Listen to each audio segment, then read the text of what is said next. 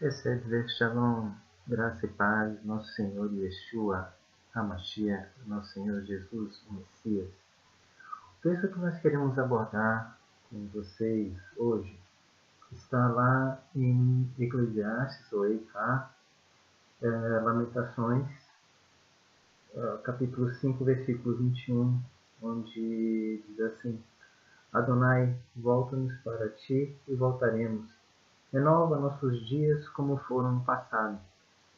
Bem, esse texto, ele gramaticalmente ele pode parecer errado, porque diz Adonai, Senhor, volta-nos para ti e voltaremos.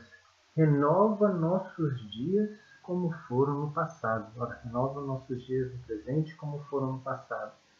Isso é um lamento que Jeremias faz sobre naquela instância sobre o povo judeu. Mas eu quero me retratar a vocês nesta parte desse texto, e vamos ficar com essa parte desse texto, para abrir caminho aqui para um movimento que está se globalizando.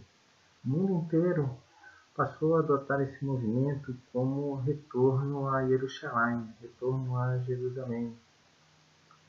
Independente dos cristãos, tanto católicos quanto evangélicos, quanto os próprios judeus mesmo, nós temos um processo de restauração que está a caminho. Deus ele tem promessas tanto para o seu povo, Israel, quanto para aqueles que foram enxertados na oliveira verdadeira, que é Israel. A oliveira verdadeira foi enxertada pela oliveira brava. Lá em Romanos 11 nós podemos ver isso. E existe uma grande promessa de Deus que Paulo também fala aos Efésios, lá no capítulo 2, né, sobre a esse chamado irrevogável de Israel e também das promessas sobre judeus e gentios, crentes em Yeshua, crentes em Jesus. Essa promessa ela vale para toda a humanidade. Na verdade, Deus sempre foi o plano original dele, lá com Abraão. Depois do capítulo 11, já no capítulo 2 aparece Abraão recebendo a promessa do Senhor de que todas as famílias da terra seriam benditas nele. Eu também quero fazer uma ressalva aqui, que a Bíblia ela fala que Deus tem Israel como luz para as nações. Então, esse processo de restauração está acontecendo não é para judaizar ninguém, mas é para que nós, cristãos, crentes em Yeshua, voltemos nossos olhos para Israel, que é o centro da nossa fé. Afinal, Yeshua é um judeu que veio abrogar toda a lei do Senhor de Adonai. Além disso, não estão errados os pais da fé da igreja.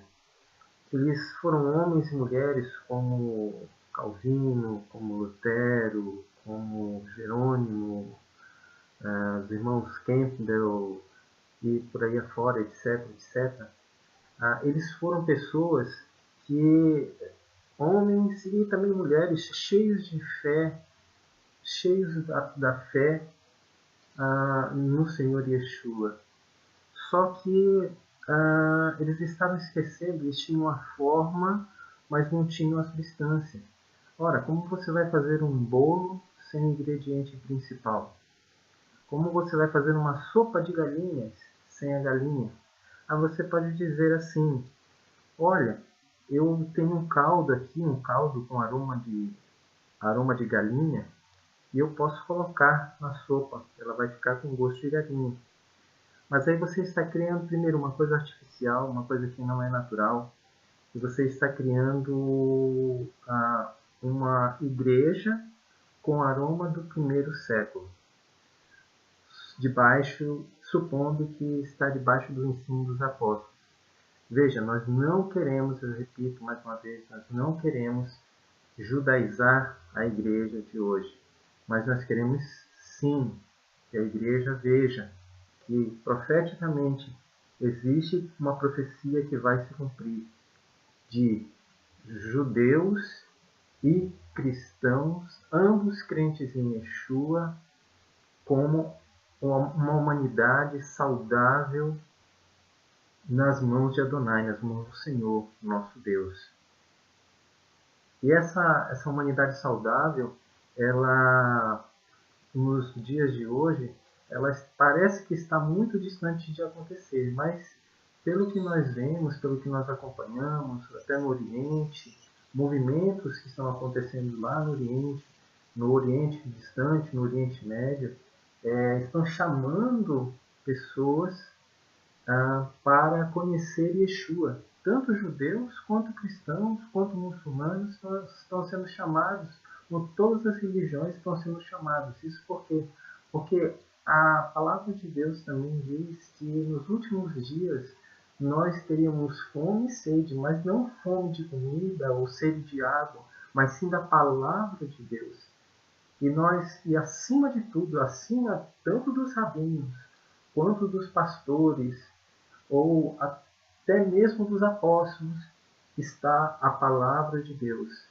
Yeshua, Jesus, é a própria palavra de Deus, segundo João, capítulo 1, encarnada. É a própria palavra de Deus que tabernaculou entre nós, que habitou entre nós. O propósito desse ensino, do início desse ensino, é voltar os olhos para a igreja para um processo de restauração, como Jeremias fala, renova nossos dias como foram no passado. Então, meus irmãos, é com grande alegria, pois fui convencido disso em vista do que a igreja vem enfrentando de ambos os lados, tanto Israel como um povo que vive hoje isolado. Você imagina um povo que não tem templo mais, onde se faziam os sacrifícios, né? Que não percebeu que Yeshua veio, e Yeshua veio para esse povo primeiro, para fazer lembrar a eles que eles seriam como luz para as nações, mas eles o rejeitaram. Mas alguns aceitaram. E aí entra o remanescente de Israel. Esses alguns que aceitaram hoje estão dando seus frutos, começando a frutificar. É o sinal grande e produtivo da vinda do nosso Senhor Yeshua. Yeshua vai voltar, mas quando a humanidade for uma só, não mais dividida, não mais judeus e gentios crentes em Yeshua separados, mas sim unidos. As duas varas serão unidas.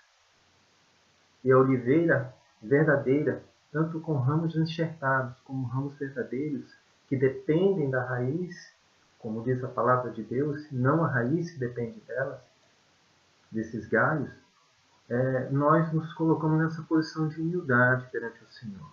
E eu quero convocar você a assistir um filme também, O Rugir do Leão. É muito importante para você entender um pouco sobre isso. Você que é crente em Yeshua, você que é crente em Jesus, né? Você que é judeu também, crente em Yeshua, descendente dos apóstolos, do remanescente de Israel. Nós temos muito, meus amigos cristãos, que aprender com este povo que foi separado por Deus, que tem os oráculos, que veio tão somente nos ensinar, mas por ocasião do próprio mal, ele foi impelido por causa disso. Em outros estudos, em outras abordagens, nós vamos categorizar mais separadamente.